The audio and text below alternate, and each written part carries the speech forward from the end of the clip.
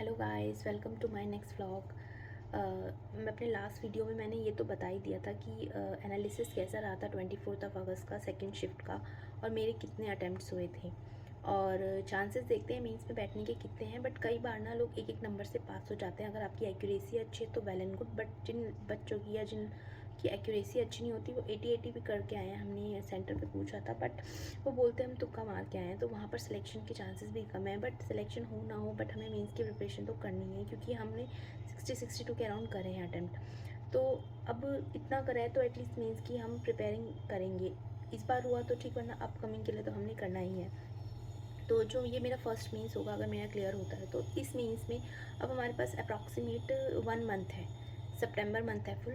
अक्टूबर 12 में I think हमारा IBPS PO का मीन्स है जो अभी दिखा रहे हैं। सो मीन्स के लिए मेरा यही रहेगा कि मैं मॉक्स दूंगी। जो मीन्स के मॉक हैं सेक्शनल वाइज दूंगी, और सेक्शनल वाइज मीन्स के मॉक्स दूंगी। फर्स्ट ऑफ ऑल पहले तो मैं उनको सबमिट करूँगी। मीन्स के मैंने पहले दिए हैं, बट बहुत डीपली उनकी प्रैक्टिस नहीं करी है कि क्योंकि हमारे साथ जो compete कर रहे हैं वो तो प्रीलिम्स कितनी बार दे चुके हैं। उनके लिए प्रीलिम्स तो it's just a cake walk, तो मेंस के में ही वो रह जाते हैं। और हमारा जिन बच्चों का फर्स्ट मेंस है लाइक मी, तो अब एक महीने में ये तो नहीं है कि बहुत हम ज़्यादा उखाड़ लेंगे, बहुत सारी क्लासेस ले सकते हैं, क्योंकि हमें करंट अफेयर्स भी कंप्लीट करना है। जिनका हो रखा है उनको रिवीजन भी मल्टीपल टाइम्स ज़रूरी है, और उनके क्विजेज़ भी ज़रूरी हैं। तो जो ये एक महीना बचा है उसमें जो मेरी स्ट्रैटेजी होगी उसमें यही होंगी कि मैं जो मॉक्स हैं सेक्शनल सबसे पहले उसको सबमिट करूँगी और उसके बाद दूंगी। और जिन एरियाज़ में मैं वीक हूँ, सपोज़ मैंने रीजनिंग का मॉक दिया, उसको सबमिट किया,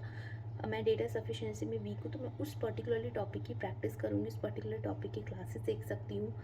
आप रीजनिंग की कोई भी आपको मेंटोर अच्छा लगे, चाहे वो पुनीत सर हो, अंकुश लांबा सर हो, या कोई और, आप उनको फॉलो कर सकते हैं। तो पर्टिकुलरली किसी एक चीज़ में अगर आपको दिक्कत हो रही है तो आप उसकी प्रैक्टिस करिए, रादर दैन आप इतना टाइम तो है नहीं कि आप 2-2 ढाई-ढाई घंटे की इस टाइम में बहुत ज़्यादा क्लासेस लेंगे और आपका हो जाएगा। चांसेस तो दोनों तरफ से 50-50% ही है। तो मेक श्योर जो जिस चीज़ में आप वीक हैं, जिस एरियाज़ में वीक है, आप उसकी प्रैक्टिस करिए, और मॉक्स लगाने तो बहुत ज़्यादा ज़रूरी है। तो यही रहेगा मेरा separately, particularly quant, reasoning, English के मॉक्स लगाऊंगी, और जहाँ पर जो वीक एरियाज़ है उसकी प्रैक्टिस करूँगी बाय क्लासेस से।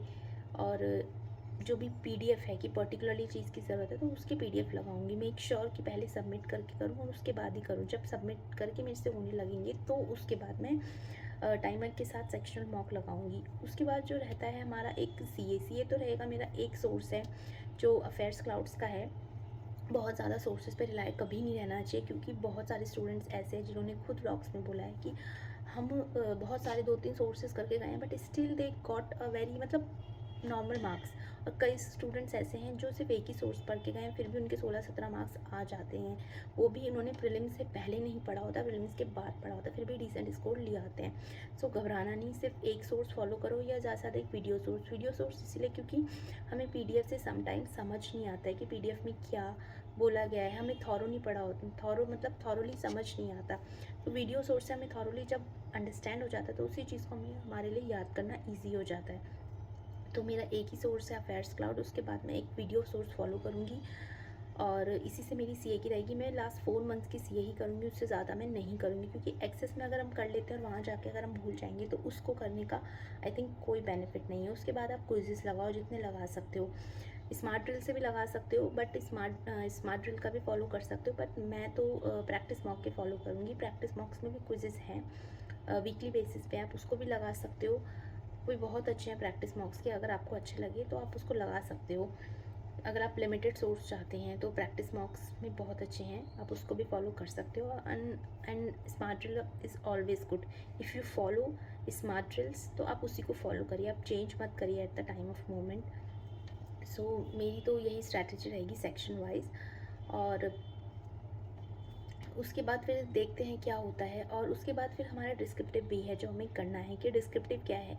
एक 2-2 3-3 दिन के गैप में डिस्क्रिप्टिव हम मतलब मैं करूँगी, उसकी वीडियोस देखूँगी, और स्मार्ट किडा से जो डिस्क्रिप्टिव का जो सेक्शन है ना, मैं उसको अटेम्प्ट करूँगी और देखूँगी कि क्या स्कोर अभी आ रहा है, हम कितना समरी लिख पा रहे हैं किसी चीज़ को लेकर, और अगर नहीं आता तो उसकी क्लास ज़रूर लूँगी।